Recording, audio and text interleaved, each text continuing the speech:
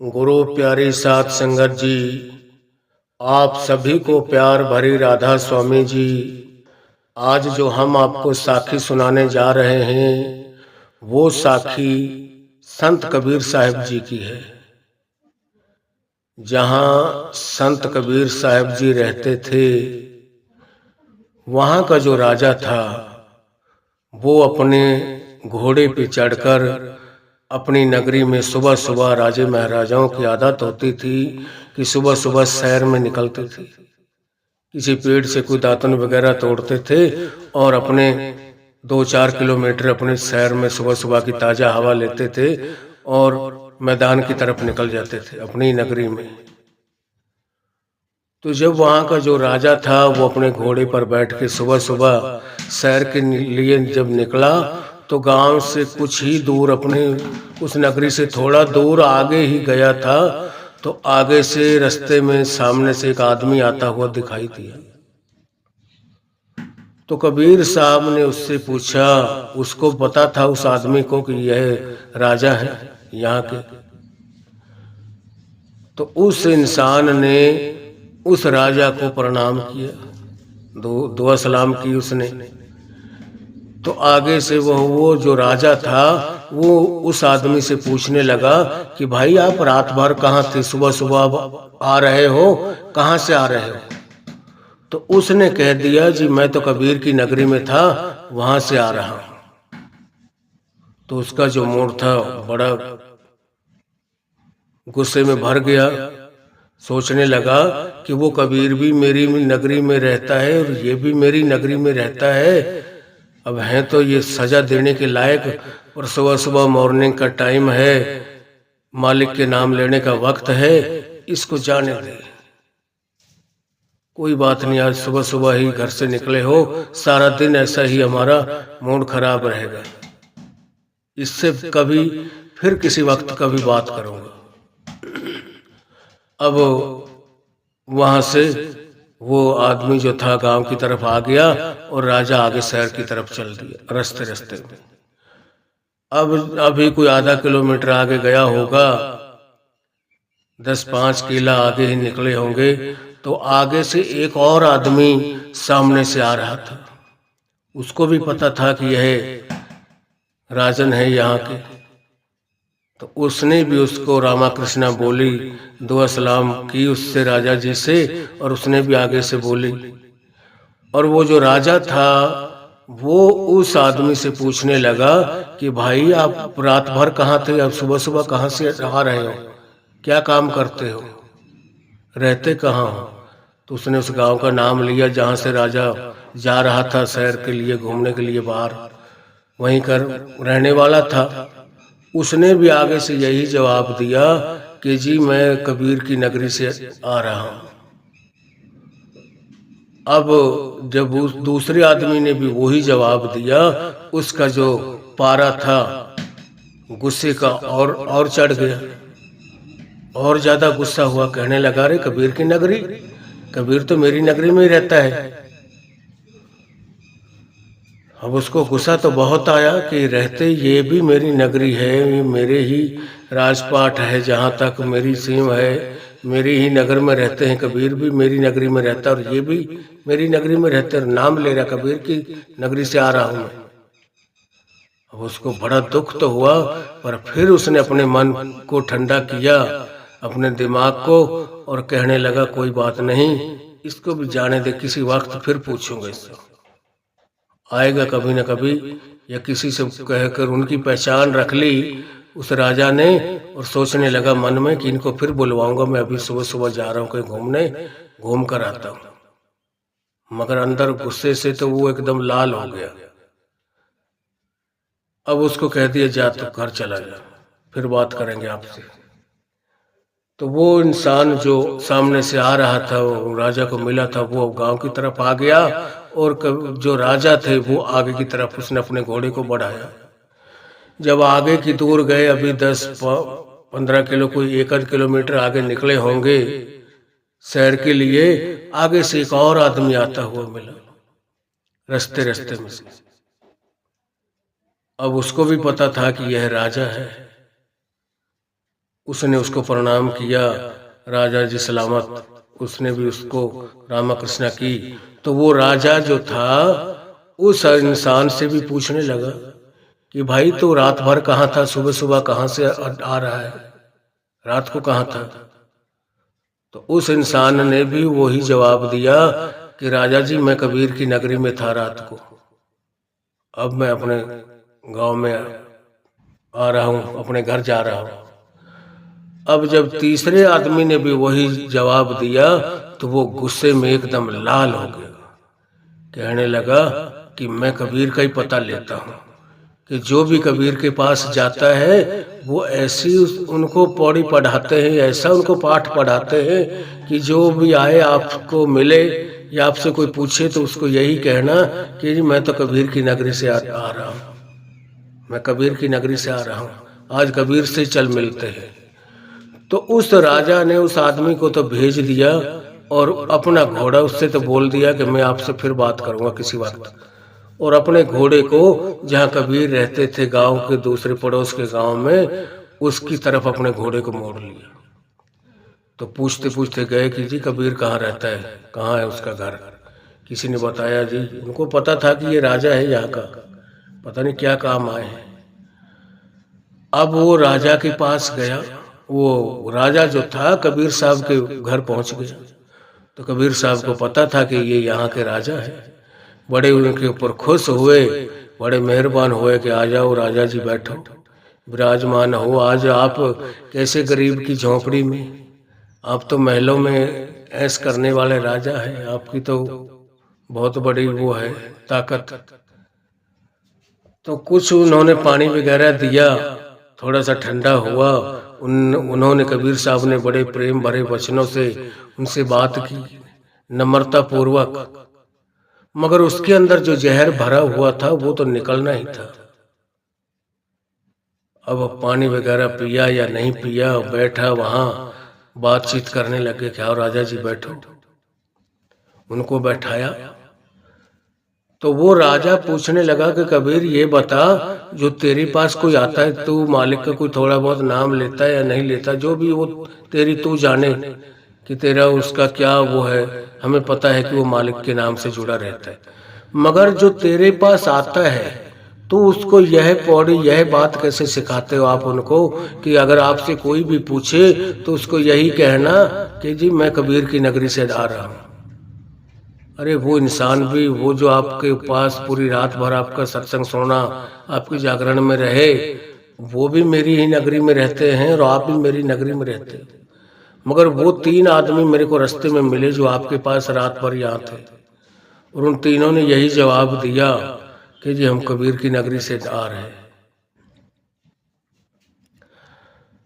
तो कबीर साहब बोले कोई नहीं राजा जी, नगरी तो आप ही की है, आओ बैठो, आप इतने आप गरमाई मत पकड़ो, और कोई नहीं, आज मेरे घर पे आए हो, गरीब का भी कुछ अंजल खा कर जाना।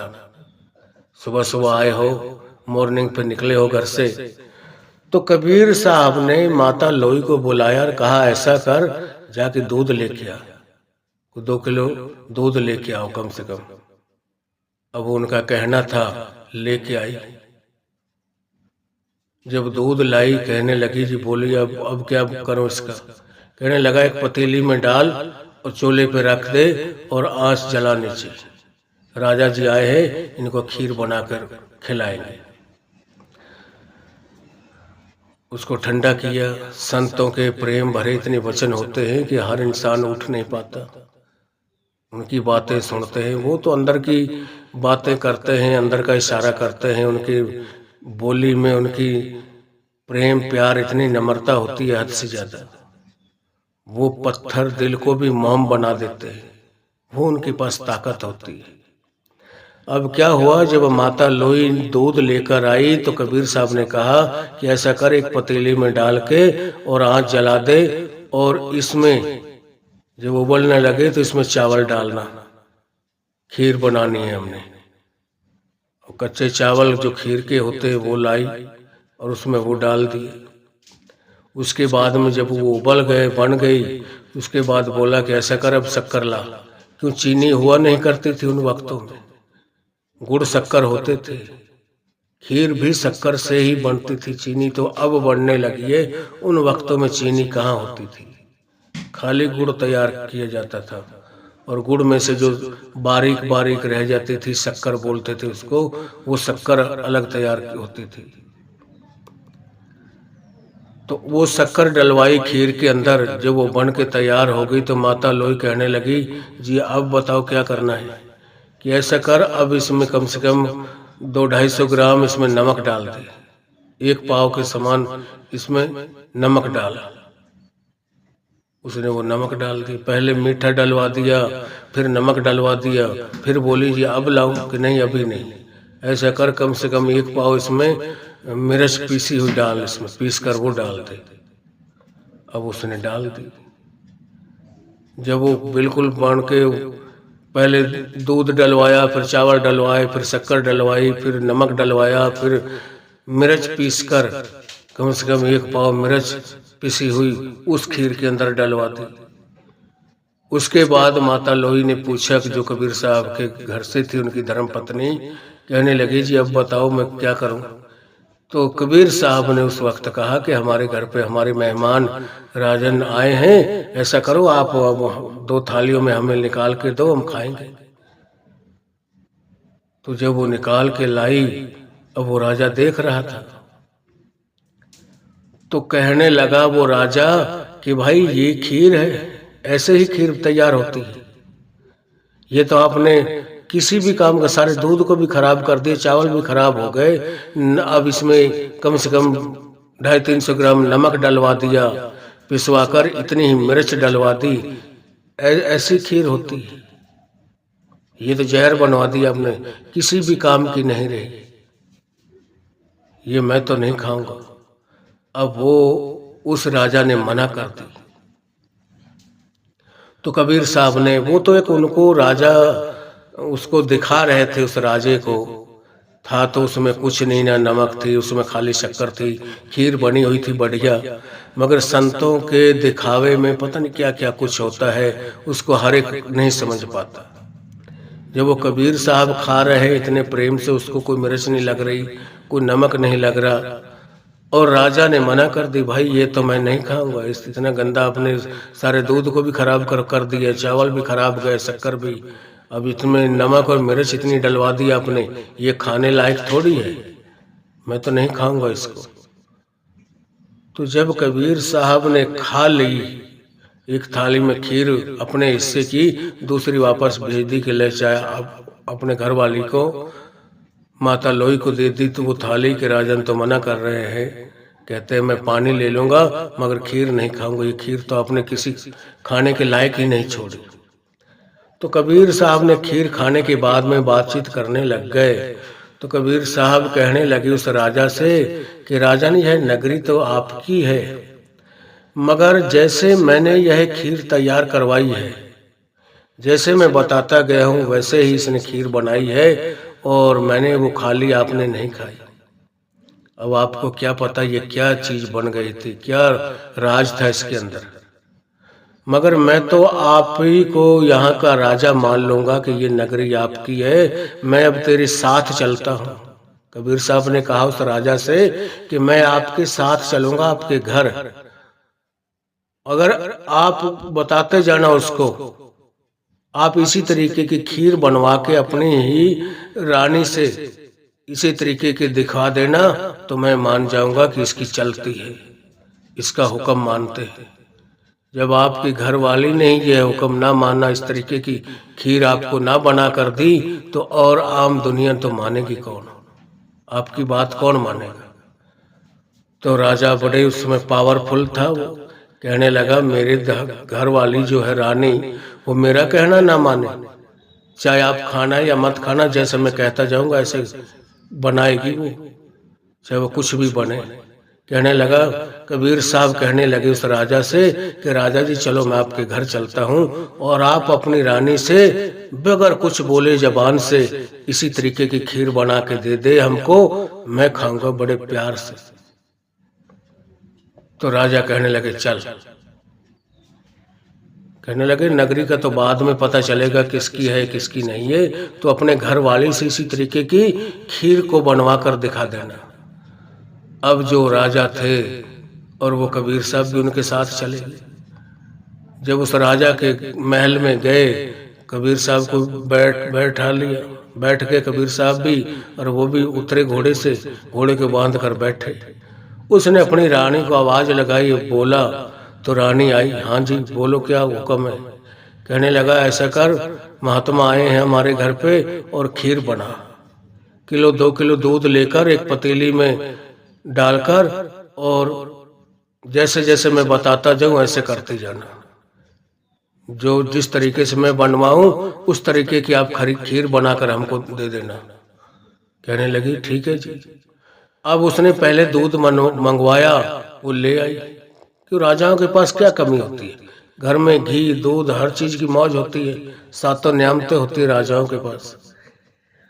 अब वो जो रानी थी 2 किलो दूध एक पतीले में ले आई। कहने लगा इसको चूल्हे पर रख के इसको उबाल, इसमें खीर बनेगी। जब वो उबाला चूल्हे पे, क्यों गैस वगैरह तो होते नहीं थे, लकड़ियों से सब कुछ बनता था। चाहे कोई गरीब से गरीब होता था, चाहे कोई महलों में रहने वाला राजा महाराजा थे। ये चीजें तो अब बनी हैं, उस वक्त कहाँ थी? सब कुछ चूल्हे पर ही तैयार होता था।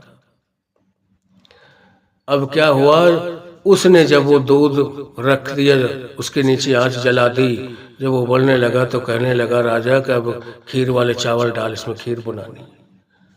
चावल भी जब उबल के तैयार हो गए, कहने लगी अब, तो राजा बोले कि इसमें अब शक्कर डाल, 1 पाव आधे किलो इसमें शक्कर डाल दे मीठी। उस रानी ने उस तरीके की शक्कर डाल दी। शक्कर के बाद में वो राजा कहने लगा कि ऐसा कर, इसमें 200-300 ग्राम नमक पीस के वो डाल और इतनी ही लाल मिर्च डाल दे, दोनों चीजों को पीस कर।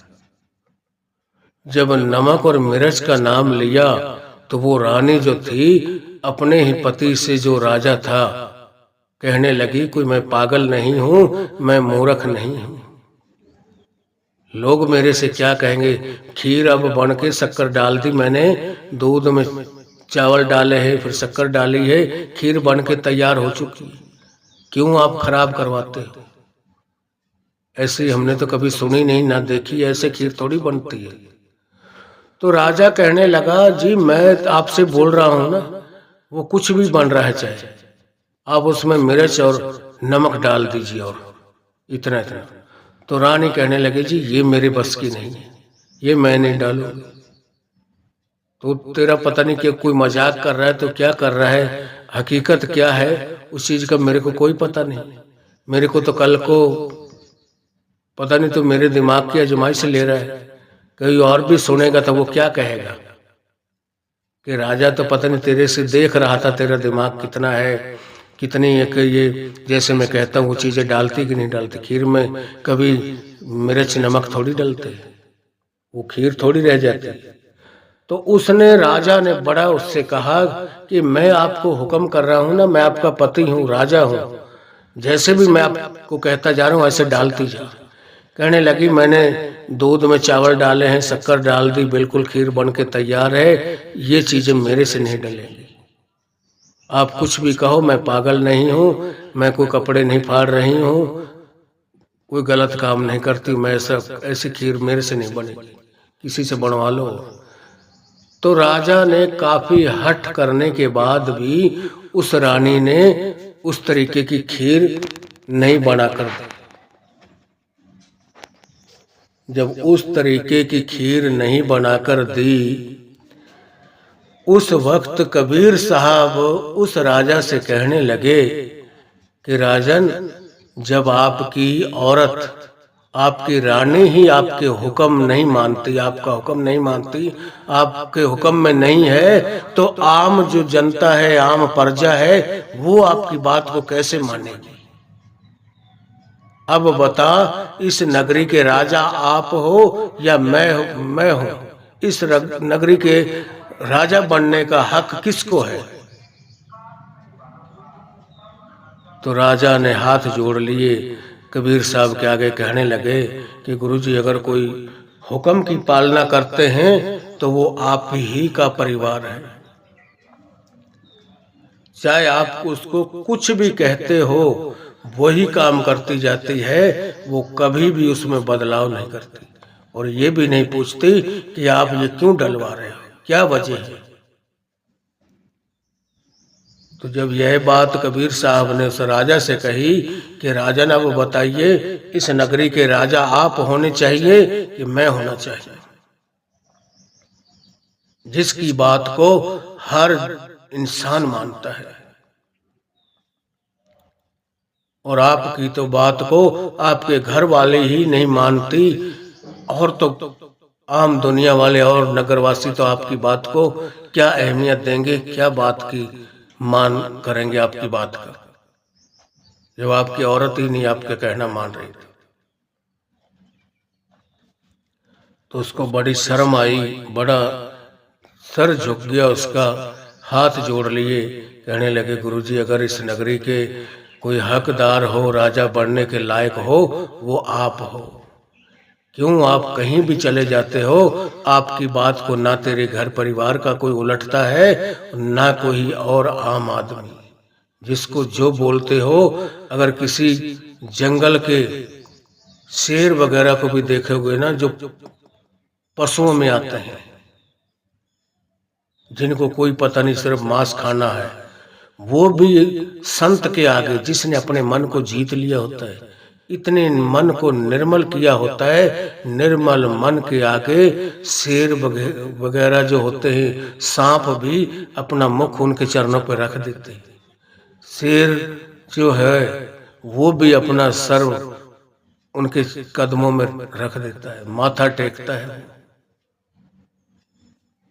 क्यों? संत कोई छोटी मोटी चीज नहीं होते, वो तो कुल मालिक होते हैं, परमात्मा होते हैं। वो हमारे जैसा शरीर धारण करके हमारे को सही रास्ते पर चलाने की युक्ति सिखाते हैं कि मालिक की भजन बंदगी हम किस तरीके से करें जिससे हमारी मुक्ति हो जाए, हमारा पार उतारा हो जाए। जिसके बारे में कबीर साहब ने अपनी वाणी में फरमाया है, कोट नाम संसार में ताते मुक्ति न होए, आद नाम जो गुपत जप बूझे बिरला कोई। कि करोड़ों नामों से उस मालिक को दुनिया याद करती चली आ रही है, मगर उन नामों से मुक्ति नहीं होती। यहीं जम्मों के धक्के खाने पड़ते हैं, यहीं त्रिलोकी में ही वो रूह वो घूमती रहेगी। जिसको पूर्ण संत मिल गया, पूरा गुरु मिल गया, शब्द अभ्यासी गुरु मिल गया, उसने उसको नाम शब्द की वो युक्ति, वो तरीका सिखा दिया। उस तरीके से अगर उसने भजन बंदगी की तो जीते जी वो अपनी मौत को जीत लेता है, फिर उसको मरने का भी कोई डर नहीं रहता। जैसे कबीर साहब को नाम शब्द मिला और उसने अपने अंदर से इतनी भजन बंदगी करके उस मौत को जीत लिया, तो उस वक्त उन्होंने यह श्लोक उच्चारण किया कि जिस मरने ते जग डरे, मेरे मन आनंद, मरने ही ते पाइए पूरन परम आनंद। कि जिस मरने से सारा जग डरता है, सारा जहान डरता है, उस मरने से आज मेरे को इतनी खुशी है कि सच्चा परम आनंद, सच्चा सुख मेरे को तभी मिलेगा जब मैं अपने निज घर पहुंच जाऊंगा।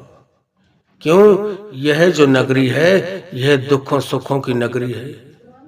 4 दिन सुख के आएंगे, 4 दिन फिर दुख के गुजरेंगे। सदा सुखी नहीं रहेंगे, सदा दुखी नहीं रहेंगे। हजूर महाराज अपने सत्संगों में फरमाया करते थे कि एक कर्मों की लहर उठी, सारा परिवार इकट्ठा हो गया, और एक कोई ऐसे कर्मों की लहर उठी, सारा परिवार एक एक हो गया, कोई कहीं कोई कहीं। जैसे कि गुरु गोविंद सिंह का परिवार खेरू बेरू हो गया था। एक एक माँ और छोटे 2 साहिबजादे कहीं हो गए, पिता ने कहीं अपना शीश दिया दिल्ली चांदनी चौक पर, और 2 छोटे जो जो जो बड़े साहिबजादे थे उनके अजीत सिंह और जुझार सिंह, उन्होंने चमकौरगढ़ी की जंग में अपना बलिदान दे दिया। आप माछीवाड़े के जंगलों में सारे कुछ को, सारे परिवार को, सारे सरवंश को वारने के बाद में आप भी अपना चोला छोड़ गए। क्यों? संत जो पदवी है वो अवस्था है जब जी चाहे जब वो अपना चोला छोड़ सकते हैं, जब उनकी इच्छा करे।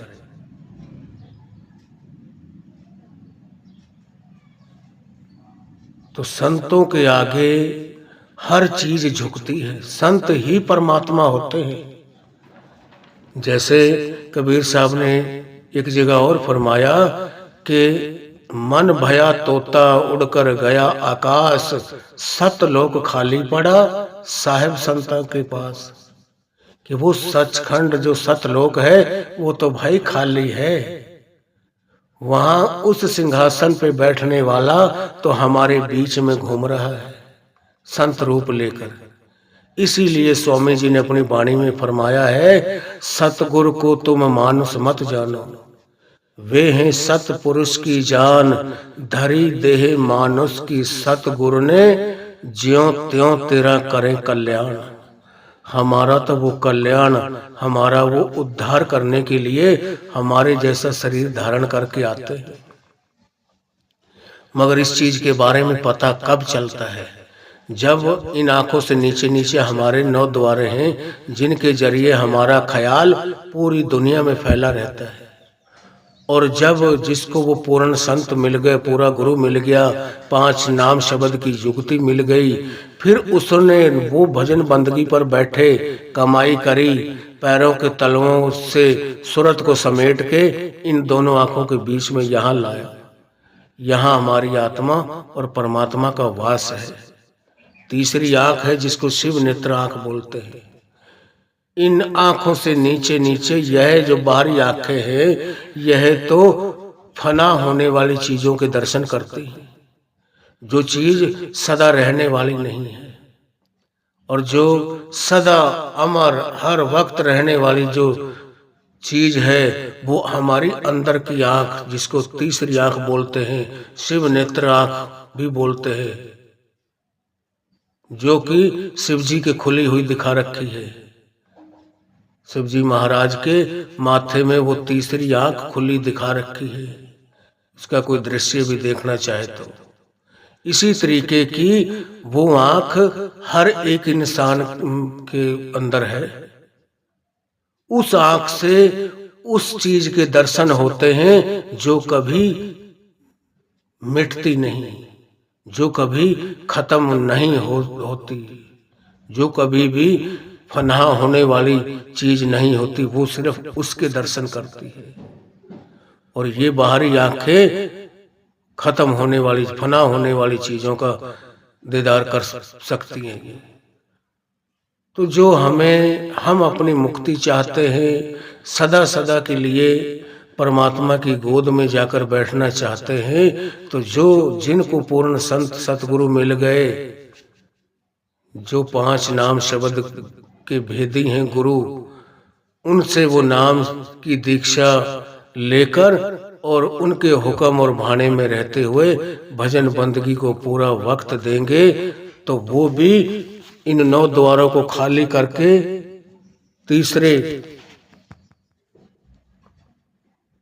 तीसरी मंजिल को पार करके आगे चौथे लोक पे हमारा सतगुरु खड़ा है, शब्द रूप में, नूरी स्वरूप में हमारा इंतजार कर रहा है। और जिसने कमाई करके इन 9 द्वारों को खाली करके 10वें में पहुंच गया, उसकी मुक्ति हो गई, वो सदा सदा के लिए अमर हो गया। इसके बारे में वाणी में भी लिखा हुआ है, 9 दरवाजे 9वें दर फीके, रस अमृत 10वें चूजे। कि इन आंखों से नीचे नीचे हमारे 9 दरवाजे हैं, वो 9 के 9 ही फीके हैं। 9 दरवाजे 9वें दर फीके, रस अमृत 10वें चूजे। कि इन दोनों आंखों के बीच में, हमारे माथे के बीचों बीच में हमारा वो 10वां द्वार है, 10वीं खिड़की है जो अंदर की तरफ खुलती है। यह दरवाजे बाहर की तरफ खुलते हैं। उस खिड़की को जब खोलेंगे तो अंदर का जो रास्ता है, अंदर के खंडों ब्रह्मंडों पर जो हमारी रूह, हमारी सुरत जाती है, वो रास्ता अंदर से दिखाई देता है। और एक बार हम सतगुरु के नूरी स्वरूप तक अगर कोई जीव पहुंच गया, फिर गुरु की जिम्मेवारी है वो सतलोक तक आप पहुंचाता है। मगर कोई इस बात को कहे कि बगैर नाम के मैं उस सचखंड तक पहुंच जाऊंगा, ये उसकी बहुत बड़ी भूल है, मूर्खता है। सुखदेव मुनि 14 विद्या थी, जिसके पास 14 कला थी, संपूर्ण थे वो, मगर अपनी योग अभ्यास से सचखंड के दरवाजे तक पहुंच गए थे। मगर वहां से भी पूछा गया कि आपका गुरु कौन है? तो उसने कहा, जी मेरा कोई गुरु नहीं, मैं तो अपने योग अभ्यास से, मैंने कोई शादी नहीं करवाई, अनंत त्याग रखा हूँ और कंकर चूस के अपना उसी से गुजारा करता हूँ, भजन बंदगी की। अब उसको अंदर नहीं जाने दिया। इसीलिए गुरु ग्रंथ साहिब में लिखी हुई है बाणी, बिन नामे दर टोई नाही, ता जम करे खुआरी, कि बिगर नाम के अंदर कोई ढोई का मतलब होता है अंदर दाखिल होना। उसको कोई अंदर दाखिल नहीं होने देता, अंदर घुसने नहीं देता सचखंड के अंदर। ता जम करे खुआरी, कि उसकी जो जम है फिर खुआरी करते हैं, मारते कूटते हैं, घसीट कर ले जाते हैं जिनको नाम शब्द नहीं मिला। उस सीन को देखते हुए गुरु नानक साहब ने अपनी वाणी में फरमाया है, नाम विसार चले अनमार्ग, अंतकाल पछताइए, कि सारी उम्र उस मालिक के सच्चे नाम को किसी पूर्ण संत महात्मा के पास नहीं गए, उनसे वो नाम की युक्ति, वो तरीका नहीं सीखा, वो सारी उम्र दुख कलेशों में रहते हैं, इसी त्रिलोकी में फंसे रहते हैं, उनकी कभी मुक्ति नहीं होती। मुक्ति जब तक पूर्ण संत ना मिले, वो 5 नाम शब्द ना मिले, तब तक किसी जीव की होती नहीं।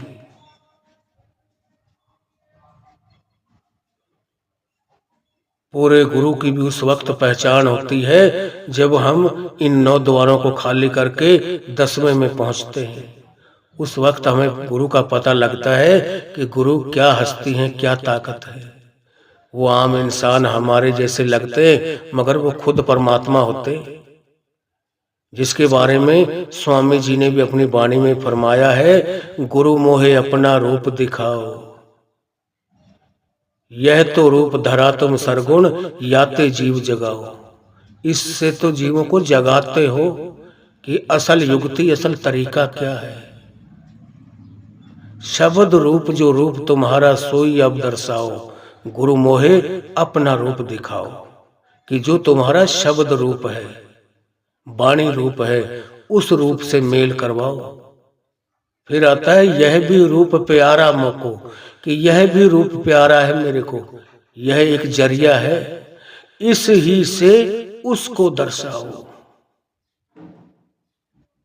शब्द रूप जो रूप तुम्हारा सोई अब दर्शाओ, कि जो संतों का असली रूप शब्द रूप होता है, वाणी रूप होता है। शब्द क्या ताकत है, शब्द को आग जला नहीं सकती, पानी डबो नहीं सकता, कोई अस्त्र शस्त्र उसको मार नहीं सकता, वो तो एक हवा के समान होता है। गुरु जहां अपने स्वरूप को दिखा सकता है अपने किसी प्यारे को, और वहीं के वहीं गायब हो जाता है। वो तो एक हवा होती है, हवा के समान होता है। और नूरी स्वरूप में क्या ताकत होती है, जब किसी भी रूह ने, किसी भी जिज्ञासु ने 9 द्वारों को खाली करके 10वीं खिड़की खोल ली, 10वें दरवाजे को खोल लिया, अंदर सतगुरु नूरी स्वरूप में वहां मिलता है। और जिसने उसके दीदार कर लिए, उसके सारे दुख दर्द, हारी बीमारी, सारे कलेश खत्म हो गए, और सीधा उस मालिक से मेल हो गया, जिसके बारे में लिखा हुआ है वाणी में, दर्शन पेटत पाप सब नासे, हर्षों दे मिलाई, कि उन दर्शनों से सारे पापों का नाश हो जाता है, हरि से मेल हो जाता है। दर्शन पेटत पाप सब नासे, हर्षों दे मिलाई। फिर हरि से मेल हो जाता है। और जब वो 10वीं खिड़की खुलती है, असल गुरु का भी हमें तब पता चलता है कि गुरु ने यह रूप तो हमको अपने साथ जोड़ने के लिए धारण किया होता है। असल इनका रूप तो शब्द रूप है, वाणी रूप है, जो कण कण में समाया हुआ है।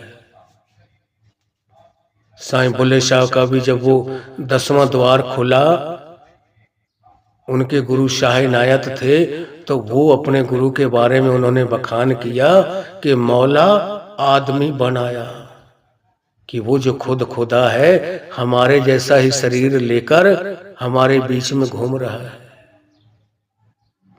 मीरा की जब अंदर पहुंची, गुरु रविदास को एक बार कोई हीरा दिया कि गुरुजी मैं आप मेवाड़ की रानी हूं, आपके पास आती हूं, मेरे को बड़ी शर्म आती है, और ये हीरा ले लीजिए, इससे कोई अपना अच्छा महल बनवा के, अच्छा मकान जगह बनवा के ऐसो इशरत की जिंदगी जिए, ताकि मैं भी आऊं तो मेरे को शर्म महसूस ना हो, मेरे को छिपकर आना पड़ता है। तो कभी गुरु रविदास ने कहा बेटी मेरा काम चल रहा है, मेरा गुजर हो रहा है, मेरे को कोई जरूरत नहीं है। उसने तो देखा तक नहीं, कहाँ वो झोपड़ी उसी की झोपड़ी में टांग कर चली गई थी। अब साल के 6 महीने बाद आई, रास्ते में सोचती आ रही है कि अब तो गुरुजी ने बहुत बढ़िया जगह बनवा ली होगी। आकर देखा तो उसने हीरे की तरफ तो देखा ही नहीं था। वो तो कुल मालिक थे, सारी दुनिया सारी सृष्टि को चलाने वाले हैं। वो समझ रही थी कि ये अब जूतियां गांठ के अपना गुजारा कर रहे हैं। आई वही बात रखी गुरुजी के आगे। गुरु रविदास ने कहा बेटी मैंने आपको जो नाम शब्द दिया उसकी कमाई करिए, अभी मेरा गुजारा हो रहा है, कोई ऐसा वक्त आ गया जब मेरा कहीं कोई काम धंधा नहीं चलेगा तो मैं उसको भी बेच दूंगा या कुछ उससे पैसे बना लूंगा, गुजर चल रहा है, मगर जो आपको नाम शब्द दिया उसकी कमाई करें। और जब उसने दिल से प्रेम प्यार से वो कमाई में रात दिन एक करके लग गई, उसकी 10वीं खिड़की खोली, उस सचखंड में पहुंची, गुरु के नूरी स्वरूप के दीदार किए, और उस सिंहासन पर भी गुरु रविदास को बैठा देखा। जैसे ही रात के 12 बजे सुरत नीचे उतरी, वहीं सीधी अपने गुरु के पास दौड़ी चली गई और उनके चरणों में जाकर रोने लग गई, कहने लगी कि गुरुजी आप तो कुल मालिक हैं, सारी सृष्टि को चलाने वाले हैं, और हमारे बीच में यहाँ महतलोक पे धरती पे आपने कैसा रूप धारण किया हुआ है, कोई पहचान नहीं सकता कि यही परमात्मा है। सारी सृष्टि को पैदा करके और हमारे ही बीच में बैठे हुए और जूतियां गांठ रहे ताकि कोई समझ न सके। उस वक्त उसको इशारा करके कहने लगे गुरु रविदास कि बेटी अब इस बात को हजम कर अपने अंदर, किसी के सामने बखान मत करना, नहीं तो लोग आपको पागल बताएंगे कि यही पागल है। क्यों? उन्होंने आपने तो कमाई करके वहां तक देख लिया सब कुछ, अब उनको यह बात कहेगी तो वो कहेंगे कि इसके दिमाग के ऊपर कोई असर हो गया, अब ये तो पागल हो गई, या हमारे जैसा इंसान है, हमारे जैसा शरीर है, हमारे जैसा पहनता है, खाता है, पीता है, और इसको ये कह रही है यही परमात्मा है, ये अपना बेचारा गुजर पता नहीं कैसे कर रहा है, और ये सब कुछ है। उस वक्त मीरा ने उस शब्द का उच्चारण किया था, पायो जी मोहे नाम रतन धन पायो, वस्तु अमोलक दई मेरे सतगुर, कृपा कर अपनायो, पायो जी मोहे नाम रतन धन पायो, कि मेरे ऊपर तो उन्होंने कृपा की है और वो वस्तु वो अमोलक धन मेरे को दे दिया है जो जुगो जुगांतरों तक कभी खत्म होने वाला नहीं। ये धन ये चीजें तो एक न एक दिन फना हो जाएंगी, खत्म हो जाएंगी। तो हमें भी चाहिए इस साखी द्वारा हम भी उस मालिक के भाने में रहे, उनका हुक्म माने, गुरुओं को आम इंसान मत समझे, वो तो खुद परमात्मा होते हैं। इसीलिए वाणी में भी आता है, हर का सेवक सो हर जेहा, भेद न जानो मानस देहा, कि जो सच्चा हरि का सेवक होता है ना, उसमें और उस परमात्मा में कोई फर्क नहीं होता, एक बन चुके होते हैं। जैसे हीर की मिसाल देते हैं बाबा जी कि रांझा रांझा कर दी नी मैं आपे रांझा हुई, सद्दो नी मैंने ईदो रांझा हीर ना आखो कोई, कि आज मैं रांझा रांझा करती करती रांझा का ही रूप बन गई हूं।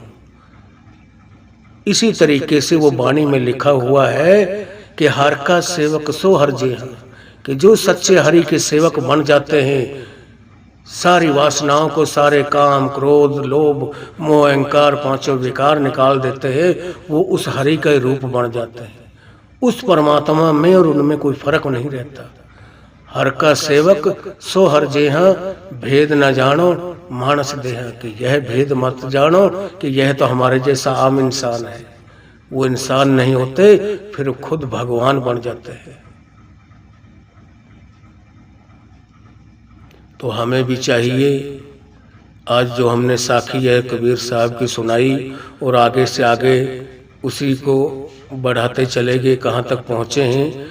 इस साखी को सुनने में से आपके अंदर एक ऐसा प्रेम प्यार जागेगा, मालिक के प्रति ऐसा दृढ़ विश्वास बनेगा कि आप कभी डोल नहीं सकते हो, कभी जगह जगह जाओगे नहीं। कहते हैं ना, इससे बड़ा कोई घर नहीं, और जो दर दर झुकता है वो कोई सर नहीं। आज जिस गद्दी से हम जुड़े हुए हैं, दुनिया के टॉप नंबर पे है, सबसे पहला है। आज उसी के नाम से और 22 गद्दियां चल रही हैं। ठीक है, अपनी अपनी जगह पे सही है, मगर आगे वो एक के हाथ में चाबी पकड़ाता है। ये नहीं कि सारे ही उसके घर के मालिक बन जाएं। जैसे हमारे हिंदुस्तान का एक मालिक है, प्राइम मिनिस्टर एक है, ये नहीं कि कोई 10 20 के 100 50 हों यहाँ के प्रधानमंत्री। एक ऐसा होता है जिसके हाथ में वो मालिक चाबी पकड़ाते हैं अपने घर की, कि ले भाई, उसके नीचे और पावरें होती हैं, उससे उनकी नीचे होते हैं। इसीलिए वाणी में भी आता है, 3 लोक 9 खंड में संत से सब ही डरते हैं। 3 लोक 9 खंड ब्रह्मांडों में संत की पदवी से, संत की पावर से और सारे नीचे होते हैं। संत का जो दर्जा है सबसे ऊंचा है, वो कुल मालिक होते हैं।